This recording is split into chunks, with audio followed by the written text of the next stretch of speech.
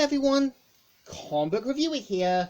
This time reviewing on Mortal Kombat Annihilation. Now, as you know, Mortal Kombat Annihilation is meant to be a 1997 martial arts fantasy film that was instead directed by John R.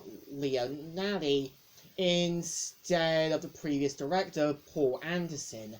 And I know this film gets a lot of negative feedback from failures, and also the same guy who does the YouTube series What Happened, the same with, say, Dead Rising, also X-Men Destiny and that. But I think when watching it now, I would say it's not the greatest, but it knew what it wanted to be. So the premise of Mortal Kombat Annihilation picks up literally after the events straight after the first film. We see how Shao Kahn and his squad try to take over Earthrealm by force, and we see how Raiden, Kitana, Sonya, as well as Liu Kang journey out to find a way to stop him, with Liu Kang learning to use the form Animalities to try and take on Shao Kahn. We kind of see how Raiden tries to make sense of what's going on, as well as willingly giving up his godhood to try and prove to the Elder Gods that humans are more important. And we do kind of see how Sonya tries to explain to Jax everything going on, and Kitana basically at the sidelines. I think what the film gets right at is getting some of the characters down right, like Montaro being a centaur, Shiva being a more smaller but kind of deadlier Shao Kahn, and Raiden and Olmec looking like they're supposed to. I think what the film gets wrong at is throwing in too many characters in one film. The problem, I would say, with basing a film on a fighting game is that you need to limit down your characters. I kind of feel they could have had with Shao Kahn's forces being Rain, Shiva, also Olmec, as well as Kentaro. It would have made more sense than having Montaro. And I kind of think with with Raiden and Liu Kang's forces, could have still added in Jade and Jax. You could have had it that Jade's revealed to have been a former friend of Kitana, who abandoned her after what happened with Shao Kahn. And I think you could have had it that Jax decided to get cybernetics to help go into the tournament to try and find where Sonya was. And I think the problem, I would say, a bit with the film is the directing. Like, a lot of things are going on. There's a lot of goofiness, a lot of silly CG, and I get it at the time those things were common.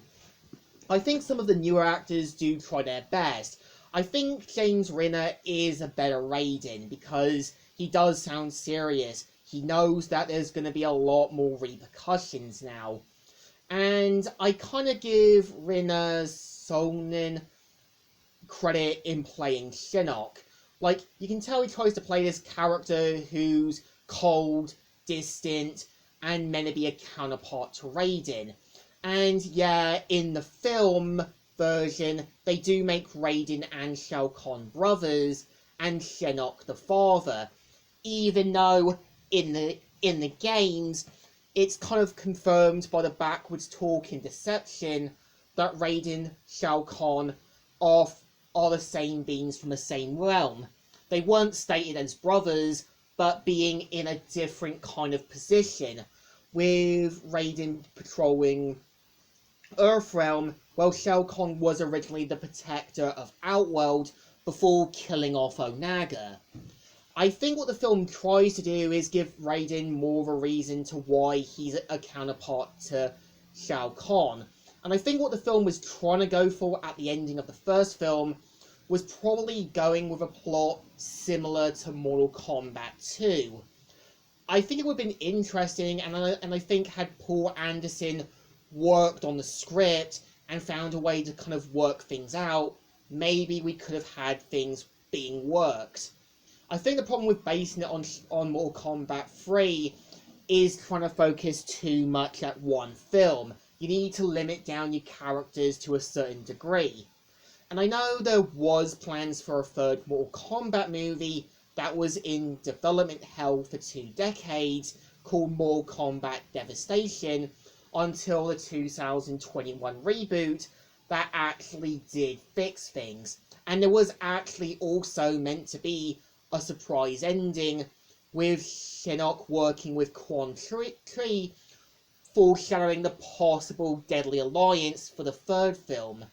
I think Overview thought Mortal Kombat Annihilation is like looking at what could have been a good Mortal Kombat film, and how they use the animalities as a special kind of aura power, then it could have been saved. I think this film definitely deserves a thumbs in the middle.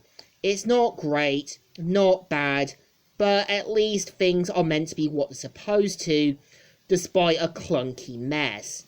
So, Comic Reviewer here, signing out.